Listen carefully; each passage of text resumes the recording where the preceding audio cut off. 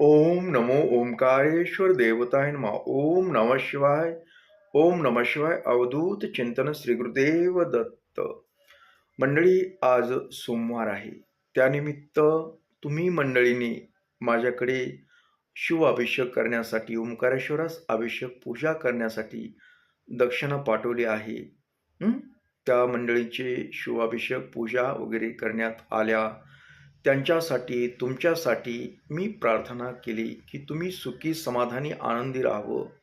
तुम्हाला चांगल्या प्रकारे आरोग्य लाभावं. तुमच्या काही इच्छा असतील त्या पूर्ण व्हाव्या, याकरता मी प्रार्थना केली.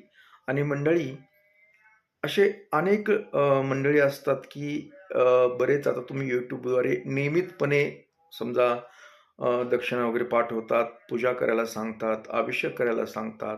पण अधूनमधून काही नवीन मंडळी पण असतात. हं?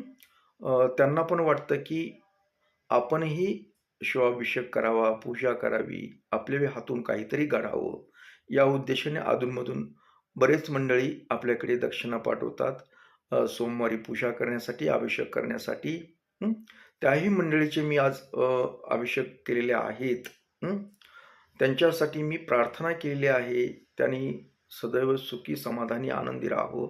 त्यांना पण चांगल्या प्रकारे आरोग्य लाभावं. हं.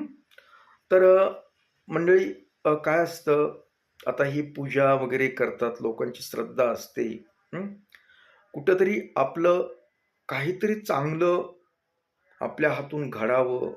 आपण जे काही कमाई करतो, आपण जे काही आर्थिक स्रोत जमवतो, त्यातून ईश्वर कार्यासाठी जावं, अशा बऱ्याच जणाला वाटतं. त्याप्रमाणे नियमितपणे आपल्याकडे दक्षिणा वगैरे पाठवून ती पूजा अर्चा करतात. काही जणाला घरामध्ये शक्य नसतं, काही ऑफिसचे कामं असतात, कुणी कामधंदा करतं, कुणी व्यवसाय करतं. त्यांना शक्य होत नाही की अथवा खूप दूरवर आहेत काही मंडळी. त्यांना इथं येणं शक्य होत नाही. म्हणून ते आपल्याकडे दक्षिणा वगैरे पाठवून शिवाभिषेक करायला सांगतात. अशा मंडळीचे पण आपण अभिषेक करतोच नियमितपणे. तर आपल्याला सांगायचं आहे काय आज, आता तुम्ही मंडळी मनोकामना पूजा मांडता. आज सोमवार आहे. बरेच जण मनोकामना पूजा मांडतात, म्हणजे करतात, वाळूचं शिवलिंग बनवून वगैरे.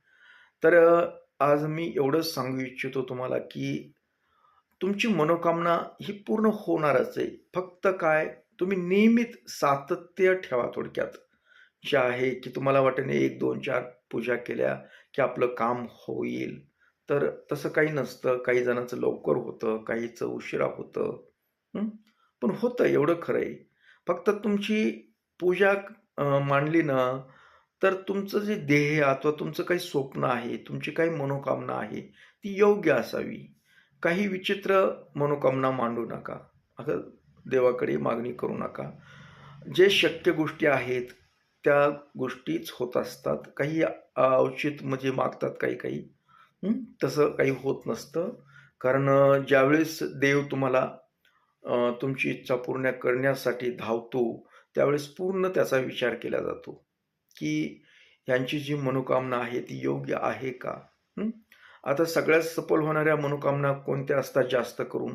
आजकाल काय झालेलं आहे, घरामध्ये नवरा-बायकोचं पटत नाही. पटत नाही म्हणजे जसं वय वाढलं, तसे विचारामध्ये तफावत येते, विचार जुळत नाहीत. त्याच्यामुळं घरामध्ये संघर्ष चालू होतो, दुरावा निर्माण होतो. हं. अशा वेळेस आपण मनोकामना पूजा मांडली तर, आणि मनोकामनाविषयी ईश्वराकडे आपली मागणी मांडली तर ते पूर्ण होऊ शकते. हं. बऱ्याच गोष्टी आहेत. कुणी मुलांच्या शिक्षणासंदर्भात करतं. अभ्यास वगैरे मुलं करत नसतील, त्याने अभ्यास करावा, चांगले गुण मिळवावे, याकरता सुद्धा आपली ही मनोकामना शिवपूजा करत असतात. कुणी मुलीच्या लग्नाबद्दल, मुलाच्या लग्नाबद्दल शिवपूजा मांडतात, त्या सफल होतात.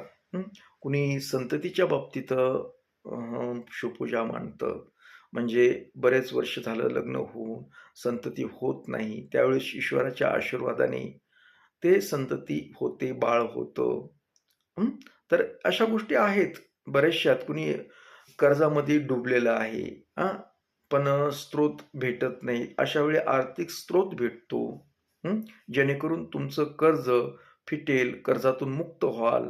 याकरता सुद्धा मनोकामना शिवपूजा मानली जाते. तुम्ही एखादं लॉटरीचं तिकीट घेतलं आणि शिवपूजा मांडली तर हे शक्य गोष्ट होत नाही. कारण लॉटरीचं तिकीट घेणं अथवा मटका असं काही गोष्टी करणं ही योग्य नाहीये. ती एक व्यसन आहे एक प्रकारचं आणि अशामधून काही मनोकामना पूर्ण होत नाहीत. ही बी लक्षात घ्या जरा. मनोकामना समजा तुम्हाला आर्थिक स्रोत सुधारायचा आहे तर त्यासाठी मेहनत, काम काम मिळण्यासाठी मनोकामना चालते. हं. तुम्हाला जर काम भेटत नसेल, तर काम मिळून जाईल. नोकरीच्या संदर्भात काही अडचणी येत असतील, नोकरी भेटत नसेल, अगर नोकरी चांगली नसेल, तर चांगली नोकरी मिळू शकते. यासाठी मनोकामना चालते. हां. अशा अनेक गोष्टी आहेत. अथवा तुम्ही मानसिक तणावामध्ये आहात, खूप टेन्शनमध्ये आहात, त्यावेळेस मनाला समाधान लाभत नाही. त्यावेळेस सुद्धा मनोकामना पूजा केल्यानंतर आणि ओम नमो ओंकारेश्वर जप हा जो आहे, तो जप केल्यानंतर आपल्याला बऱ्यापैकी फरक पडतो. मनातील इच्छा अथवा मन जे आहे आपलं विचलित मन आहे, ते शांत होतं आणि आपल्याला जगण्यासाठी थोडासा आनंद भेटतो. कुठेतरी एक चांगलं कार्य होतंय, असं मनाची समाधानी होते आणि आपली शिवपूजा सफल होते आणि आपल्या मनासारखं होतं. तुमची मानसिक जी स्थिती आहे, ती चांगल्या प्रकारे सुधारते. हं. यासाठी सुद्धा मनोकामना चालते. हं. बऱ्याच घरामध्ये किरकिरी असतात. मुलांबरोबर पटत नाही, नवऱ्याबरोबर पटत नाही. यावेळेस सुद्धा मनोकामना पूजा ही चालते. आणि बऱ्याच जणांची शंका असते, की मनोकामना पूजा आहे ती बाहेर आम्ही मंदिरात करावी का? अगर मंदिरात केली तर चालते का? तर नाहीये. मंदिरात ही पूजा करायची नाहीये. ही पूजा फक्त आपल्या घरीच करायची असते. कारण घरामध्ये पूजा केल्यानंतर ते काय होतं, की घरातलं जे वातावरण आहे, त्या वाळूमुळे सतत पूजा केल्यामुळे वाळूमध्ये एक चांगली पॉझिटिव्ह ऊर्जा निर्माण होते. हं. आणि ती ऊर्जेमुळे आपल्या घरातलं वातावरणही चांगलं बनतं. हं. होकारात्मक वातावरण बनतं. त्यासाठी ही शक्यतो आपल्या घरीच पूजा करायची असते. अनेक जणाला ही पूजा काय आहे नेमकं माहीत नाही. तर त्यांनी माझ्याशी संपर्क साधायचा. WhatsApp नंबर आहे.